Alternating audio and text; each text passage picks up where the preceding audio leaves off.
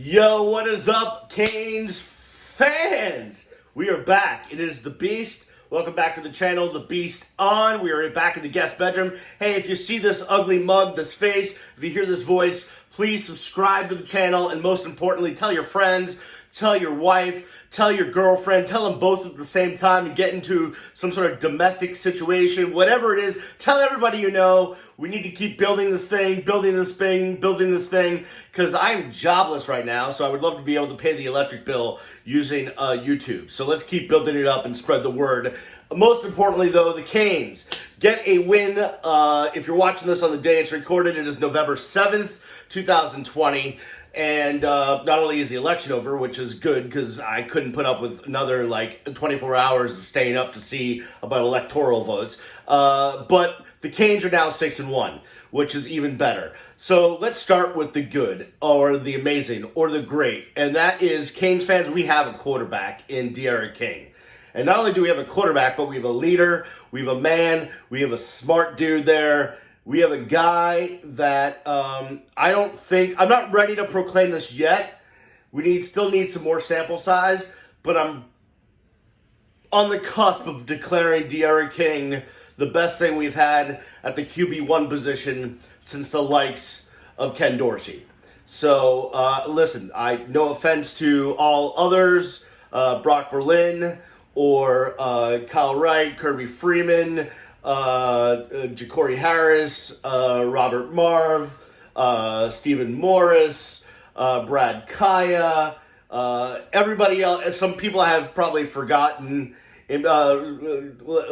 Rozier, N'Kosi Perry, Tate Martell, whoever else you want to throw in there. No offense to any of them, but I think this guy's the real deal. Let's just put this in perspective. 6 times in the last 20 years has a quarterback thrown for over 400 yards, thrown for 5 touchdowns, and rushed for over 100 yards. And the person that's done it twice is D'Eriq King. Once for Houston, once for Miami, against NC State. So the kid is just unbelievable. And the passing IQ, his placement of the ball, especially on the touchdown passes, whether it was moon balls to drop it in or perfectly thrown balls, was just unbelievable. He did not make many mistakes. And I think it's probably the best game that our wide receivers have had as a group all year, and props to Mike Harley, man. He's done it 2 games in a row where it looks like we finally have somewhat of a number 1 wide receiver, because that's been my complaint up until this point, that this Miami team does not have a game breaker or number 1, an alpha dog at wide receiver, but Mike Harley Jr. slowly becoming that guy. Pope did, had a couple of catches, Wiggins, and of course Mallory. Especially in Brevin Jordan's absence. And from what I hear, Brevin Jordan came back from the shoulder injury only to possibly get the Rona, which is not good luck on his behalf. A lot of people were ripping Brevin Jordan for injury issues and being out and never playing. Listen, if you get coronavirus, that's not, can we not blame the student athlete for that? It seems to be running rampant through the United States with, more than 100,000 cases a day and more than 1,000 deaths a day. So, just saying. So I want to give props on the passing game, and I want to give props to D'Eriq King for him being a leader. And a lot of guys mentioned this after the game, that when D'Eriq King got to Miami, they knew they needed a leader. They knew they needed someone at that position that was smart and mature and could lead them into battle on the gridiron. And he heard them. They came up and told him, he heard them, and he wanted to be that rock for them. And so far, he has been. And he's just incredibly smart. He's got great intuition. So everything about the kid's character is exactly what you want as a quarterback. He's not a knucklehead. And smart on the field with football IQ. I mean, he's running down the far sideline towards the end of the game. Yeah, Miami could have put on another TD, but he does a smart thing. He slides, he goes down and bounce to keep the clock running, and that is the sign of a guy that understands football, and that is what Miami needs. Brains and brawn, right? Now, aside from that, though, a couple of, just one thing on offense, like I'm still... And listen, when you're 6-1, when you win games and have victories like that, you don't want to be a Debbie Downer. But I still would like to see Miami be able to get command somewhat of a old school run game, right? Now I'm not saying with this offense that it is that has to be a staple. But when there's going to be a game when Miami's going to need to just ground and pound. And right now they can't do that. The offensive line is just not opening holes. So unless there's some sort of trickery or it's D'Eriq King with the RPO or what have you, they're not able to really establish the old school run game with Cameron Harris, with Chaney, or with Rooster. It doesn't matter who's in there. They just have not been able to get running yards that way. And that's something I really think they need to work on. Because as great as D'Eriq King is, especially with his legs, at some point there's going to be a game, I don't know when it is, where they're just going to have to line up and just ground and pound that football. And right now they can't get it done. And that worries me a little bit. So let's work on that. I'm pretty okay with Rhett Lashley's play calling, considering what we're working with at offensive line. I think it's okay, and I think the most important thing is that him and D'Eriq King are on the same page. They get along. They're working well together, and that's good. And the receivers are making strides and getting better, and that's good. So all of that is good. Now on the other side on defense, first, the defense gets separated. The front for Miami, I think, was especially yesterday was splendid and worked their tails off. I saw a lot of engines running, if you will. I saw a lot of great play, whether it was Nesta or Roche or whoever it was. Work was getting done, but the back seven has been kind of a mess.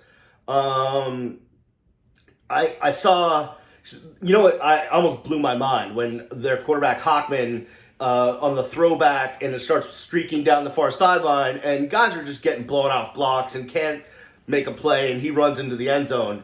Like that, like a Miami team, that shouldn't happen to, right? Just out-toughed, outrun, lack of speed, lack of strength. That shouldn't happen. A Miami team should never lack speed or strength, right? That just shouldn't be a thing.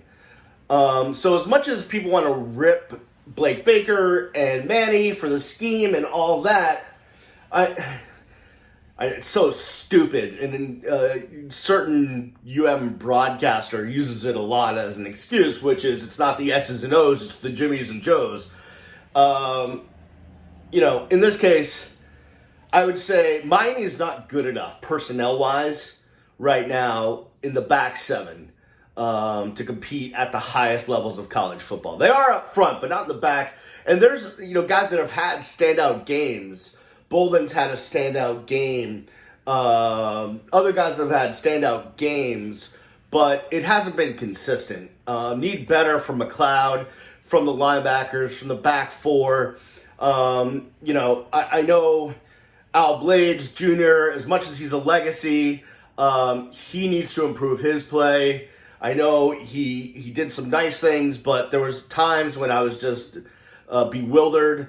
DJ Ivey, even though he got the interception, he's not played well. That's been, kind of crappy. Just all over that back seven. Guys just need to step up and do better. So that's concerning to me. And, I'll hold judgment on Blake Baker for now. I don't necessarily know that a scheme or a coaching change would make anything better. Certainly they need to get better guys. Or if they have the right guys, those guys need to be motivated to step up because they're just getting pushed around and outrun right now. Miami should never be outrun by anybody, right? Miami's linebackers should be the fastest linebackers in the country. Miami's secondary should be the fastest secondary in the country. There should never be an outrunning situation. And I've seen that. And it just completely pisses me off. It's on the other hand, special teams. Headley and Borregales are amazing. Thank you. Just thank you. Thank you. On the other hand, Miami just should never, ever, at this point in the season, do anything besides fair catch anything or let a ball just go out of the back of the end zone or take a knee. Like, don't run anything back at this point because I just feel like it's a fumble waiting to happen, a bad decision to come out of the end zone waiting to happen, a guy running backwards waiting to happen, a run back waiting to happen for the other team. And it's just special teams right now, other than the guys actually kicking and punting, not good enough. Not Miami good enough. So that needs to be worked on. But here's what I think. I think Miami is a pretty good team, especially on offense. I think Miami's offense is probably one of the better offenses in the Power 5, to be honest with you, especially because of De'Aaron King. Obviously, the run game needs to be stepped up, but De'Aaron King makes up for a lot of it. And he got props from all the big national talking heads yesterday. Kirk Herbstreit saying that's my guy, Marty Smith saying that's my guy. So we have the right quarterback. But as a complete team, still not there yet. Now, you can look at the record and say, hey, you're 6-1 and you lost to arguably one of the best teams in the country.